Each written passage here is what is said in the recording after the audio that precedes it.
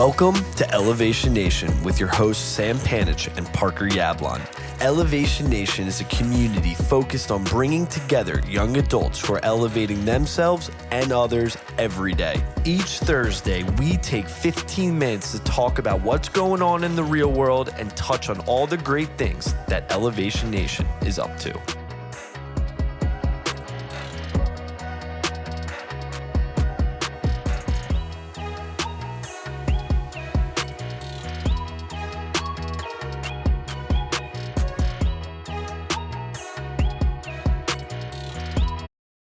What's going on, Elevation Nation? It is April 23rd, man, and things are rolling. We're coming up on our first leg of the Elevation Nation 2026 speaking tour, which is pretty exciting. We're going to be down in Orlando, Florida, elevating with accepted interns at EY. About 1,000 of them. Sam, are you ready? I keep thinking about 1,000 people in this stage listening to our beautiful voices. That's pretty crazy. My main question is, are we going to Disney World or Universal Studios? I've actually never been to Universal Studios, but I've been to Disney World multiple times. Should we go to Universal Studios? Maybe we should. Is that the one with Mario? And Harry Potter World. Harry Potter. Wow. Okay, yeah.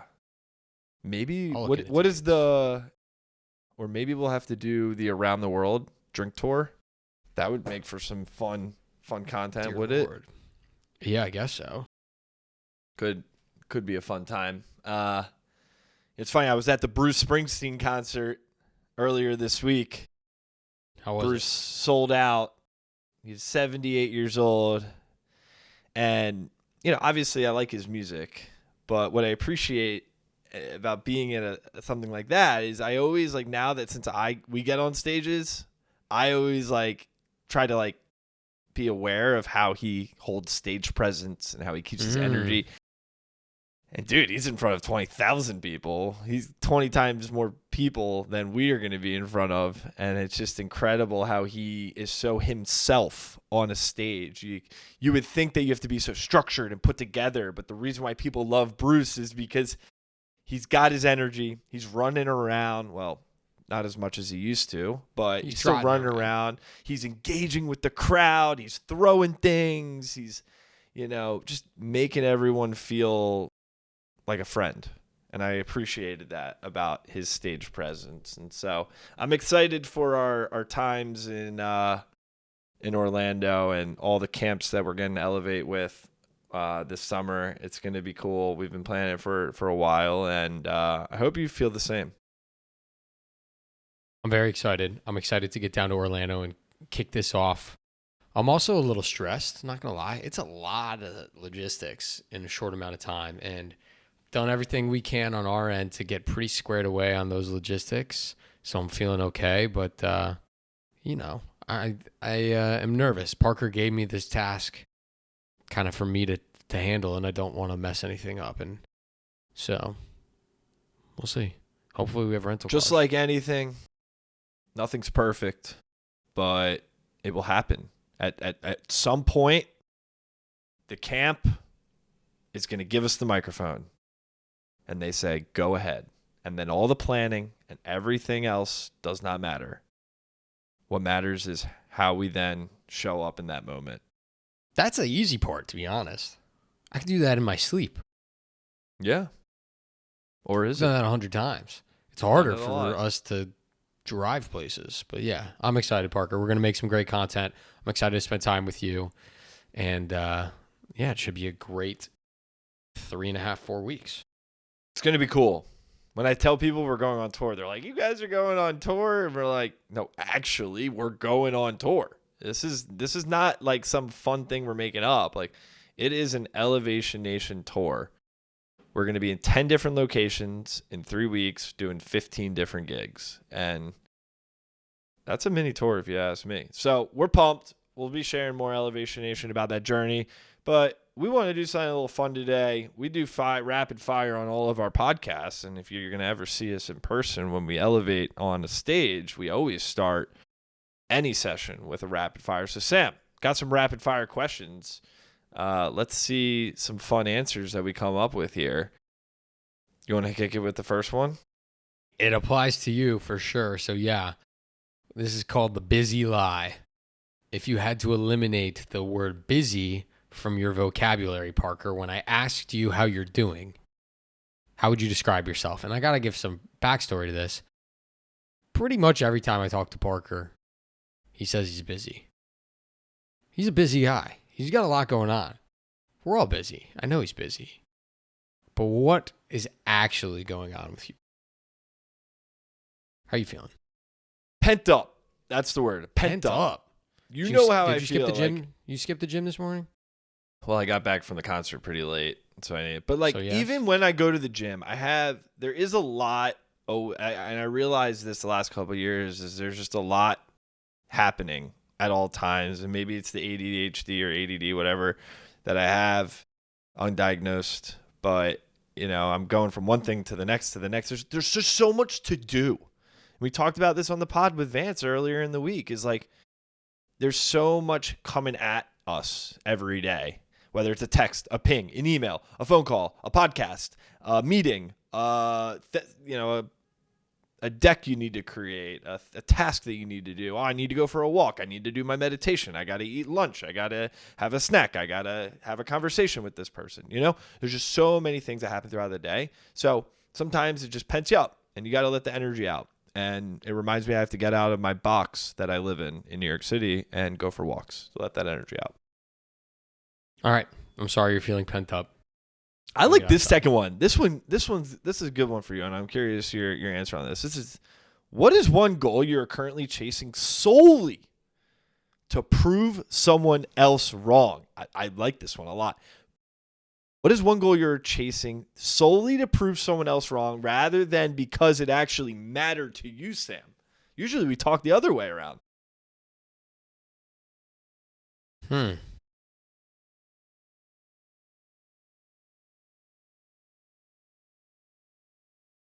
That's a tough one, man. It's a tough one. I know mine. Maybe having Elevation Nation be super successful. With you. You know how I feel. All the haters in the first couple of years, even now. People give us crap. Make fun of us. Look at us now. Fun of us. Damn. We're going on People tour. making fun of us? Not making fun, but people always throw jabs. I think that's just kind of part of maybe. I love that shit because I know it comes from them being insecure that they can't do it.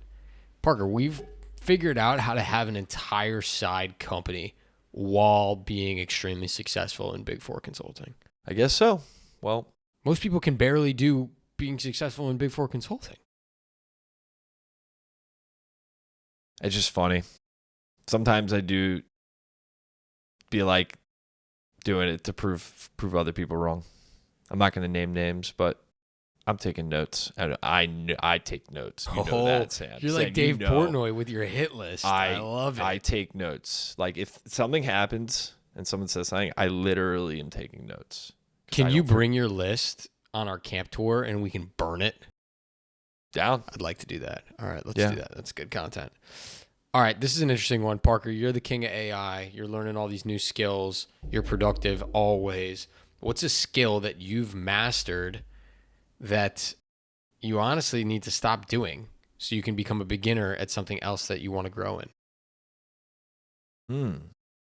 Dude, these are not rapid fire. These are tough. These are tough. These are tough. I don't know if I've mastered any skill in particular. I'm only 30 years old.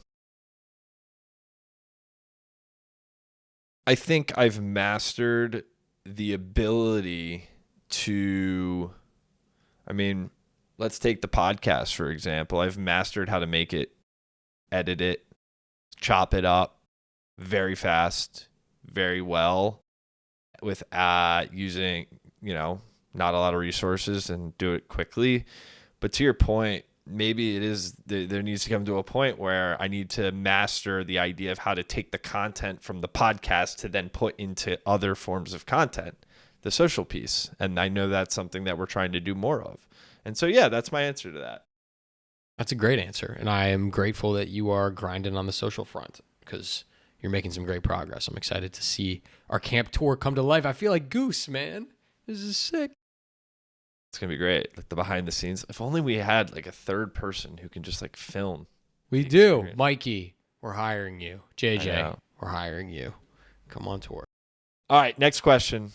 What is the smallest, most annoying task in your day that you've been toughing out instead of just automating? And you know that you can just automate it.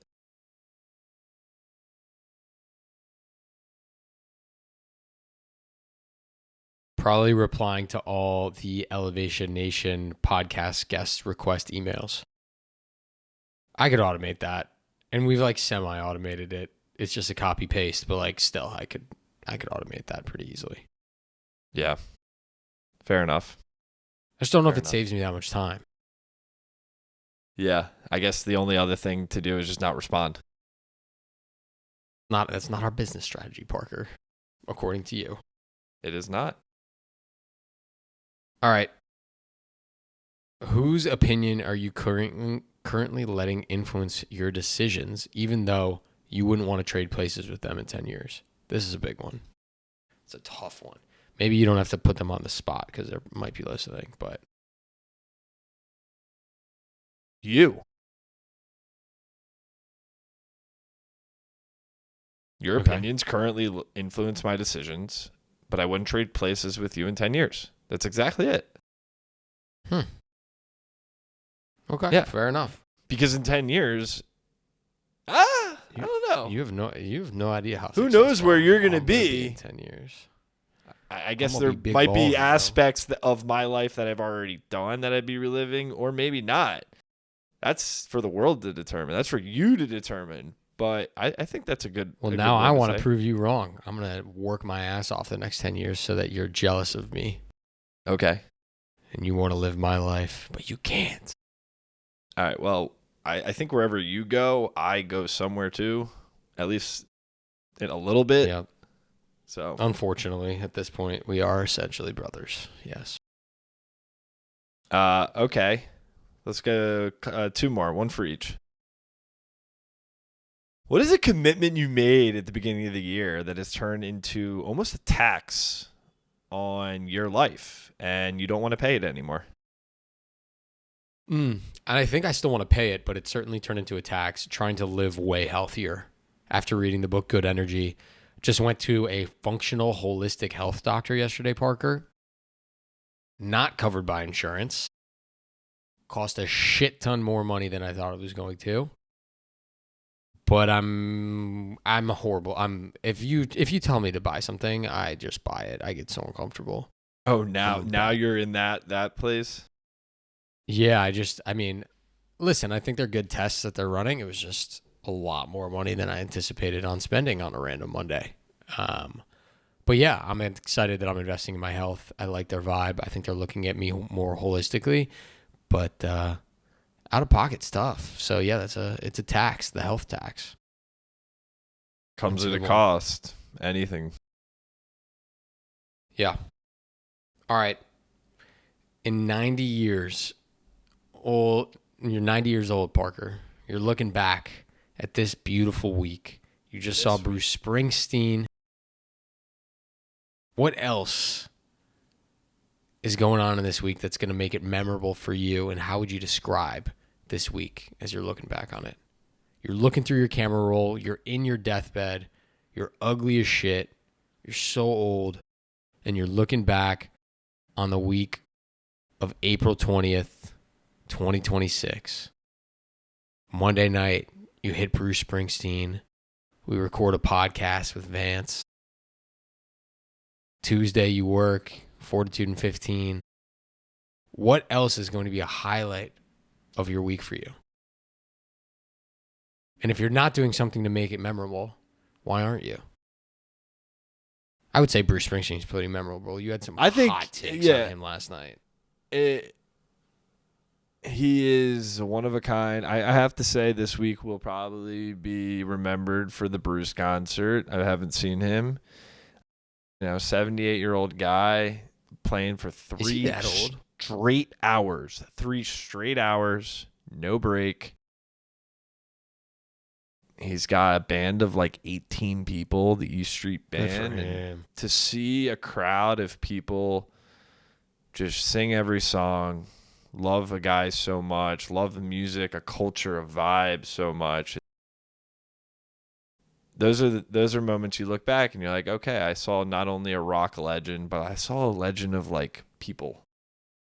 Like a Dude, leader. you defined a generation for a while. Yeah, exactly. A leader of people, a leader of culture. He is like almost like Americana from the 80s and the 90s, and like that grittiness. He